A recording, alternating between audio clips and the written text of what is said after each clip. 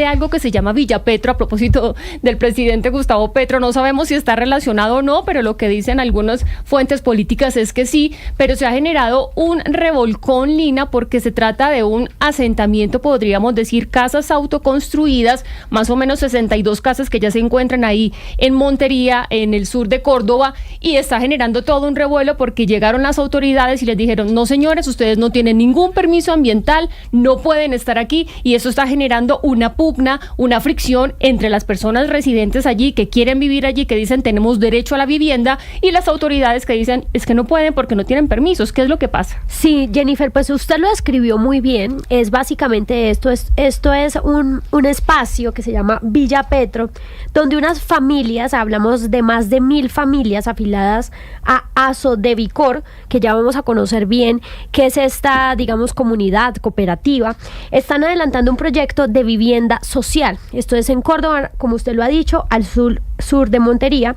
Villa Petro. Y pues ahí hay personas que ya han construido sus viviendas, como usted lo ha dicho, ya las vamos a mostrar, pero también estaban en construcción otras viviendas. Y resulta que por una decisión de la Corporación Autónoma de Córdoba, la CBS, pues se frena esa construcción.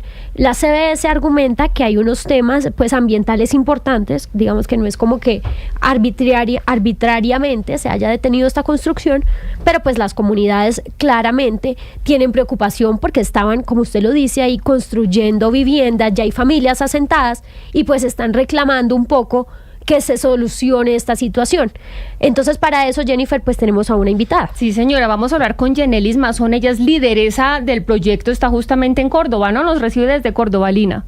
Sí, ella está en Córdoba, la señora Yanelis Mazón. Ella es, como usted lo ha dicho, pues es la que está ahí, líder del proyecto. Hace un rato la veíamos ahí en una foto con algunos de los integrantes del proyecto. Pues vamos a hablar con ella, doña Yanelis. Bienvenida a Mañanas Blue, gracias por recibirnos. Hola, muy buenos días. Mi nombre es Yalenis Mazón. Al contrario, Yalenis Mazón. Doña Yalenis, cuéntenos este proyecto, ¿cuándo nació? ¿Ustedes cuándo recibieron esta tierra y empezaron a construir? Son 62 viviendas ya hechas, ¿no? Sí, claro. Nosotros iniciamos hace 2 años, iniciamos pues un grupo de líderes pensando en que nosotros como comunidad debíamos hacer una gestión importante para poder darle vivienda a las familias sin techo, porque hacían ya muchos periodos de gobierno que no se colocaba un solo bloque, pienso que no solo en Montería, sino en todo el país, y necesitábamos salir a resolver nosotros una problemática que es grande en nuestra ciudad, porque en Montería el déficit de vivienda es bastante amplio, pero no hay soluciones. Nosotros decidimos asociarnos, ir a las comunidades que nos manifestaban el deseo de tener una vivienda digna y decirles a ellos que por qué no pensábamos en que nosotros podíamos trabajar y conseguir los recursos para comprar nuestras tierras y hacer las viviendas ahí en un modelo de autoconstrucción. No crean que no hicimos gestiones y que no tocamos puertas a entidades públicas y a entidades de gobierno. Pero la pregunta es, ¿cómo llegaron a esa zona, a esa tierra? ¿Ustedes la vieron? ¿Se las vendió alguien? ¿Se las cedió alguien? ¿Cómo llegaron ustedes a construir y decir, bueno, vamos acá a levantar nuestra casa? Bueno, nosotros empezamos a buscar tierras para comprar y esas fueron las tierras que conseguimos económicas y que están en toda la ciudad de Montería, que están cerca porque son en la margen izquierda, y se las compramos a un señor que nos vendió la tierra. Cada vez que hacíamos actividades para recoger fondos, conciertos, venta de boletas, aportes personales, le íbamos pagando al señor. ¿Y quién es ese señor? ¿Cómo se llama ese señor? El señor se llama Claudio Vargas. ¿Y el señor quién es? ¿Era el dueño de la tierra? ¿Ustedes vieron los documentos, certificados de tradición, sí, etcétera? Documentos, nosotros compramos esas tierras de forma legal, tenemos escrituras y las tierras en instrumentos públicos aparecen como tierras urbanas. Lo que dicen las autoridades es que eso está construido en un humedal, que no tienen permiso para construir ahí y que según el plan de ordenamiento territorial es una zona rural donde no se puede construir. ¿Ustedes sabían eso? ¿Lo saben? ¿Lo tienen presente? Nosotros Cuando iniciamos este proyecto, todo lo hicimos público a través de redes sociales, la compra de las tierras, y 70 casas, 70 viviendas no se hacen en una ciudad sin que las autoridades no lo sepan. Mi pregunta es, ¿por qué salir a decirlo cuando ya están 70 viviendas, cuando hay 70 familias que son sujetos de especial protección?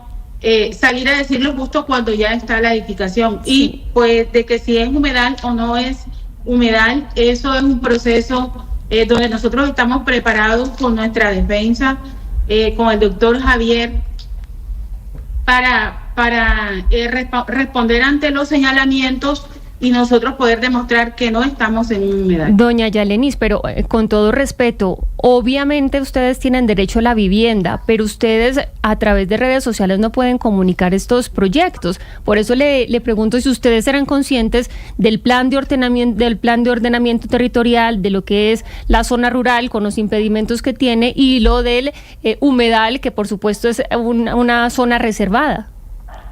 Bueno, nosotros precisamente en búsqueda de la legalización, la CBS llega porque la misma asociación le hace un pedido, envía una solicitud a la CBS para que nos visiten, y empezamos nosotros a hacer los trámites de la legalización, porque nosotros lo mirábamos de esta manera, que como los terrenos pues son privados, y sí debemos reconocer de que no teníamos las licencias, pero no teníamos conocimientos de algunos temas legales. En búsqueda precisamente de ir mejorando fue que solicitamos la presencia de la CBS. Sí, precisamente yo le quería preguntar por eso, pues porque esa decisión llega después de que ellos van y hacen una visita, entiendo, después de la solicitud de ustedes. Entonces, señora Yalenis, ustedes ya han hablado con la Corporación Autónoma Ambiental, entiendo que hay un pleito jurídico por esto, pero ¿qué posibilidades hay de cara a que, pues, si ellos siendo la Corporación Autónoma, pues señalan que hay un humedal, cómo se puede solucionar eso? Porque aunque digamos, pues ya ustedes están ahí asentados y hay familias que tienen esto como su lugar de vivienda, ¿qué soluciones les han brindado? Bueno, nosotros, pues nuestro abogado, el doctor Javier de la O, se ha acercado y ha hecho los trámites pertinentes con la CBS. De hecho, había una audiencia el 4 de julio donde se iniciaba pues todo el proceso, pero el inspector renunció. Y por eso la audiencia el 4 de julio no fue posible. Unos días antes, la CBS y la alcaldía nos pidieron hacer una caracterización de la población, pero resulta que todas esas tierras fueron compradas por 1.500 familias y todas no han podido construir sus viviendas a raíz de que nos mandaron a parar la obra. Si nosotros pedimos que por favor las caracterizaran a todas, porque nosotros, pues todas las familias son las dueñas de esas tierras. El hecho de que todas no estén habitando en el momento no quiere decir que ellos no sean los propietarios, y lo que suceda con las tierras es de incumbencia de todos. Señora Mazón, cuando se construye una vivienda o cuando se construyen varias viviendas, hay que tener una serie de autorizaciones, de firmas, de sellos, es decir, no es que se vayan levantando casas, sino que hay que tener como un proceso previo. ¿Por las manos de quién pasó la construcción de estas 70 casas de las que estamos hablando, que tuvieron autorizaciones, sellos? ¿El aval de quién? ¿Con el aval de qué, digamos, departamentos, personas se construyeron estas casas? Bueno, nosotros lo hicimos basado en el decreto de autogestión de presidencia, que habla de permitirle a las comunidades que ellas mismas puedan hacer de manera asociativa sus viviendas. No desconocemos la ley y no desconocemos de que nosotros, porque hicieron falta temas legales, pero te voy a hablar ahora de la parte humana. Si bien es cierto que existen leyes que se deben cumplir, también es cierto que hay un pueblo necesitado de una vivienda. Las personas que viven allí vivían a la orilla de canales con aguas sucias, con sus hijos expuestos en esos lugares. Nos cansamos de tocar puertas pidiendo ayuda, pero las puertas no se abrían. No se abrieron por ningún lugar y a nosotros nos tocó salir a autogestionar nuestras viviendas. Con eso no justifico el hecho de que hoy día no tengamos todos los permisos y estamos en búsqueda del reconocimiento de la obra. Yo entiendo lo que usted nos dice y que con base en ese decreto es que ustedes hicieron esa construcción y que son personas que necesitan su vivienda. De eso no lo estamos poniendo en duda. Lo que estamos poniendo en duda, señora Mazón, y que es lo que le ayudo que me ayude a entender, es cómo es posible que ustedes empiezan a construyen 70 casas y no hay absolutamente ninguna autoridad que pase y les diga, un momento, paren, se están construyendo 70 casas en un lugar donde no se puede construir. Es decir, absolutamente nadie de las autoridades, nunca hubo nadie que pasara a revisar, hacer una auditoría. O sea, ustedes levantaron 70 casas y absolutamente nadie de las autoridades se dio cuenta. De hecho, alrededor de donde nosotros estamos hay 730 viviendas en el mismo lugar que se dice ser un humedal. Nunca pasó nadie y pienso que esas preguntas sí deberían de hacérselas a las autoridades locales, que ellos deberían responder el porqué. Y lo vamos a preguntar enseguida cuando colguemos con usted justamente a las autoridades. Doña Yalenis, tengo dos preguntas. Usted ha sido candidata a la alcaldía de Montería. Acá, ¿cuál es el juego político? ¿Hay algún interés político electoral suyo con la construcción de estas viviendas? No tengo ningún tipo de aspiraciones políticas. El tema mío con la vivienda es un reto personal por mi experiencia de vida, porque de los cambuches de donde estamos sacando esas personas, de allá vengo yo. ¿Y por qué se llama Villa Petro? Usted sabe, pues obviamente se relaciona con el presidente Gustavo Petro. ¿Usted tiene algún contacto con el presidente? ¿Esta villa o este asentamiento tiene alguna relación con el presidente de la República? No tengo ni nunca he tenido ningún contacto con el presidente Gustavo Petro, pero el presidente es un referente, es una motivación para muchas personas que vienen de abajo y es la representación de la lucha social. En honor a ello colocamos el nombre, porque todos los líderes que participamos en este proyecto venimos de la lucha social y de querer ver a Montería realmente transformada. Y una vivienda, si bien es cierto que no te hace rico, sí le da tranquilidad, sí empodera a una madre cabeza de hogar, sí le da paz a ese adulto mayor enfermo que anda todos los días buscando un lugar donde refugiarse. Lucho por la vivienda y voy a seguir luchando mientras Dios me lo permita, porque como te repito, yo tuve una infancia donde yo nunca supe lo que fue pisar un piso o tocar una pared de cemento. Siempre viví en cambuches, con mi mamá de un lado hacia el otro, y siempre dije, si un día Dios me lo permite, yo ayudaré a todas estas personas para que los niños que van creciendo puedan tener un hogar. Sí. No hay ningún otro interés. Señora Yanelis, pero ustedes han tenido colaboración de recursos del gobierno nacional. ¿Estas casas se construyeron con algún subsidio, algún recurso del gobierno nacional? No hemos tenido recursos del gobierno nacional. Nosotros hemos trabajado duramente, han sido esfuerzos de día y noche de nuestros líderes, de esas personas que están ahí trabajando, de ese ciudadano de a pie que sale todos los días a rebuscarse, pero nosotros, el objetivo de nosotros principal es decirle a la gente que no esperen que el gobierno todo se lo resuelva, que nosotros podemos asociarnos y sacar adelante nuestros proyectos, que sí se puede trabajar en equipo, así como los otros se reúnen para hacer centros comerciales y grandes empresas. Nosotros también podemos trabajar para vivir dignamente. Señora Yalenis, mire, pues le agradezco mucho la entrevista y quizá la última pregunta que tengo para usted es que buscando salidas a la situación que están viviendo ustedes, ¿han considerado la posibilidad de una reubicación? Es decir, que ustedes, las familias que están ahora en lo que se conoce como Villa Petro, consideren la posibilidad de irse a otro sitio, a otro lugar de la ciudad para que sean reubicados, no en un humedal como dice la CBS, sino en otro sitio mucho más seguro y ambientalmente más protegido. Bueno, nosotros vamos a seguir peleando jurídicamente para demostrar que no estamos en un humedal. Lo de la posibilidad de una reubicación, nosotros no vemos garantías para un tema como eso. Y mientras todos esos temas se pudieran ir, las personas que están ahí deben permanecer en sus techos. No pueden estar viviendo en canales, en orillas de canales, exponiendo a sus hijos, y no pueden estar nuestros adultos mayores viviendo debajo de un árbol, ni padeciendo toda esta inclemencia. Lo demás se irá solucionando en el camino.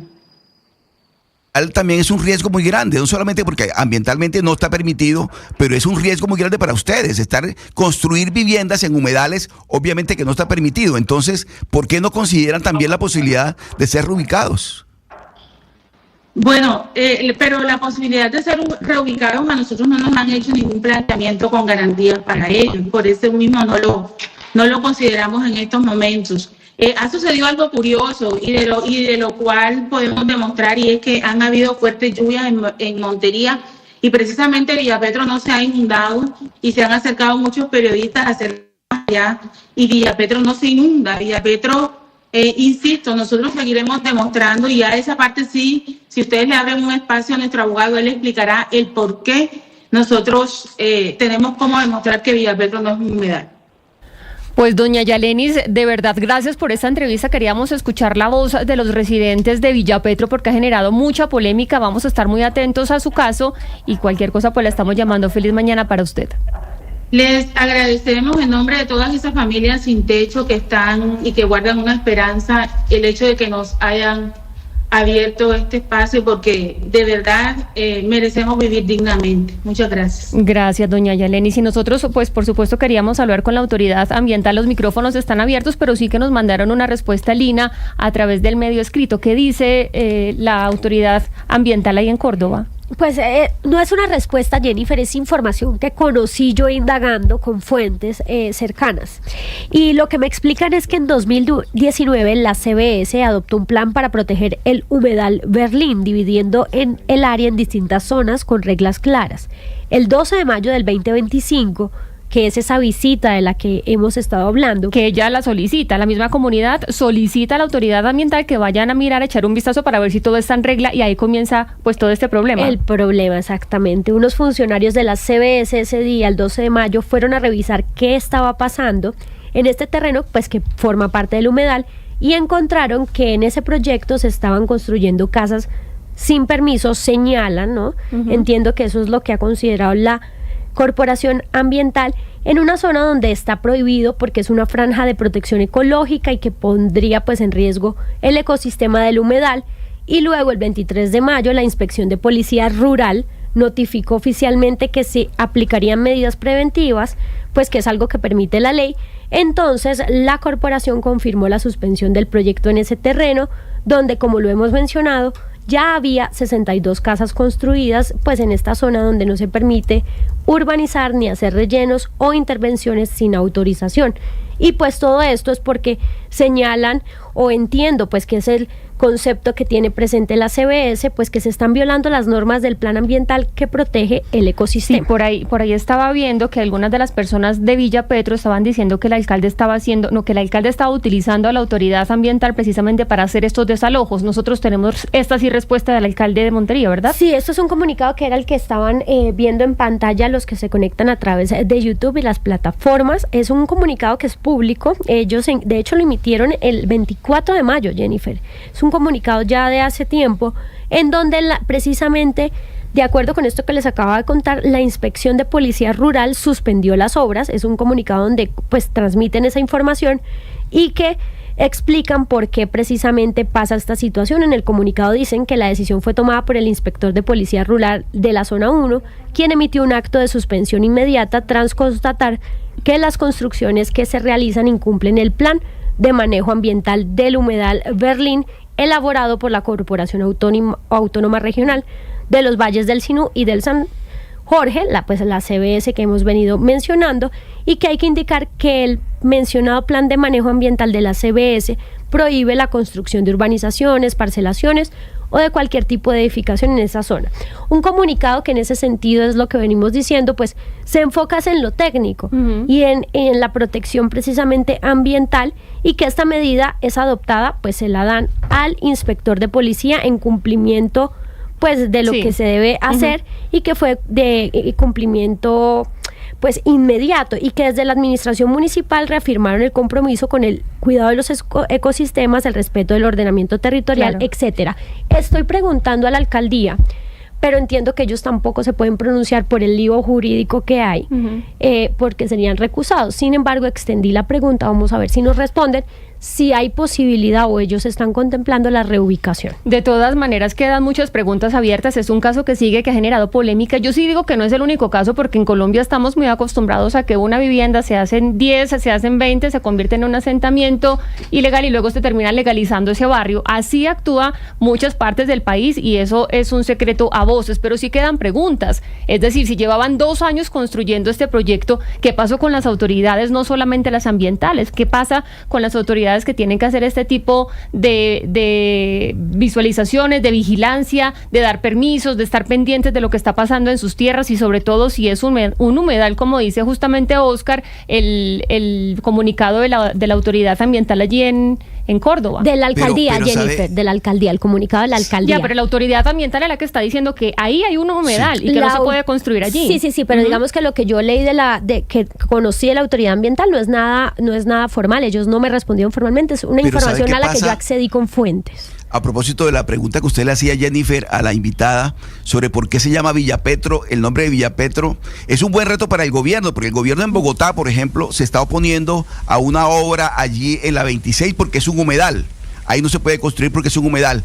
Yo no veo al presidente o al gobierno respaldando una construcción en otro humedal, esta vez en Montería, que va a llevar además el nombre de Villa Petro. Entonces me parece que en este caso el presidente o el gobierno nacional, por supuesto, además las autoridades ambientales, que son las que deben responder por estos casos, deben definir esta situación. En Bogotá no se permite obras en humedales porque el gobierno se opone, lo ha hecho no ahora, sino desde su época de alcalde, y porque de pronto en otras ciudades va a permitir que se construya en humedales. Yo no creo que sea así, pero bueno, bonito el nombre Villa Petro, a ver qué va a pasar con esta obra, Jennifer. Pero lo que yo sí percibí, y eso es legítimo, es que ellos realmente admiran mucho al presidente Gustavo Petro y que pues quieren seguir un poco de esa política social que ha señala el presidente. Es un choque porque por un lado está obviamente la protección a las personas más vulnerables, víctimas de la violencia, que merecen una vivienda, y por el otro lado está el ambiental, que el presidente también, Gustavo Petro, ha sido un defensor de los humedales y de las no construcciones en esos sitios rurales. Ana. Sí, uno lamenta mucho, pues, oyendo a la señora Mazón, la vulnerabilidad de las personas. ¿Cómo es posible que levanten esta cantidad de casas? Es que 70 casas se demora mucho en construirse, es decir, 70 casas. ¿Cuántas personas de las autoridades vieron esto? ¿Cuántas personas pasaron por ahí? Digamos que no obtuvieron. Ella dice, nosotros construimos esto con base en un decreto.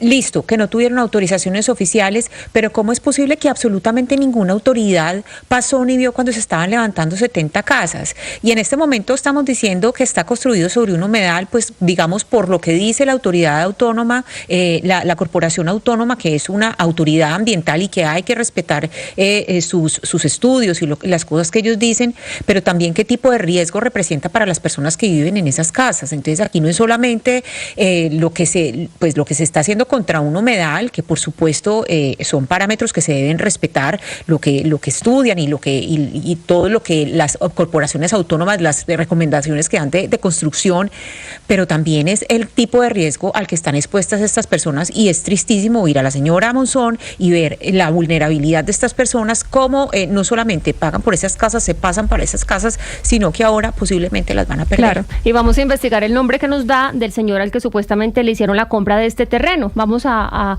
seguir ahondando en este tema, Ana Cristina, pero estamos hablando de estas construcciones que no tienen permisos y que es para personas vulnerables, pero hay otro fenómeno que tiene que ver con vivienda y es la gentrificación. Para los que no saben realmente qué es este proceso, pues es básicamente un proceso de renovación urbana. Zonas que no son tan buenas las van ocupando, las van renovando, las van mejorando, y hasta allí llegan personas con poder adquisitivo y van transformando el área. Es un fenómeno que le gusta a muchos porque obviamente mejora zonas vulnerables, pero para otros significa la expulsión de sus habitantes. Y justamente Gonzalo y Lucas, creo que